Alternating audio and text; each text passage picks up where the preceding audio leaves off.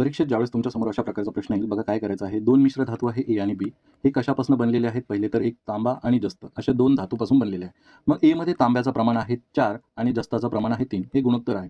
Same तसंच बीमध्ये तांब्याचं प्रमाण आहे 9 आणि जस्ताचं प्रमाण आहे 5. मग एकंदरीत एचं वजन जर तुम्ही काढलं, तांबा 4 आणि जस्त 3 असं एकूण 7 किलो किंवा 7 लिटर काहीतरी म्हणा याचं वजन असेल. बीचं तसंच 9 आणि 5 एकंदरीत 14 किलोचा किंवा 14 लिटरचा हा बी एकूण धातू आहे, काय मिश्र धातू आहे.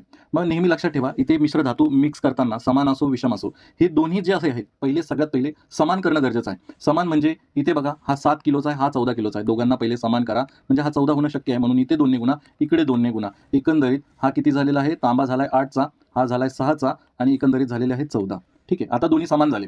मग गणितात काय म्हटलं की समान प्रमाणात मिळवा. आता ह्याच्यामध्ये जर प्रमाण दिलं असतं ना एक्स आणि वाय, तर यांनी गुणलं असतं आपण, पण प्रमाण समान आहे म्हणजे एकाच एकने गुणा, म्हणजे ह्याच्यावरती काही परिणाम होणार नाही. मग फायनल उत्तर काय येणार आहे? यांची फक्त बेरीज येणार आहे. 9 आणि 8 17 होतात, 6 आणि 5 11 होतात. मग आता ऑप्शनमध्ये बघा 17 11 कोणतं ऑप्शन आहे? कारण की तांबे आणि जस्त विचारलेलं आहे. तांबे आणि जस्त 6 11. हा आपला टेलिग्राम ग्रुप आहे, ही आपली 59 मेंबरशिप आहे. धन्यवाद.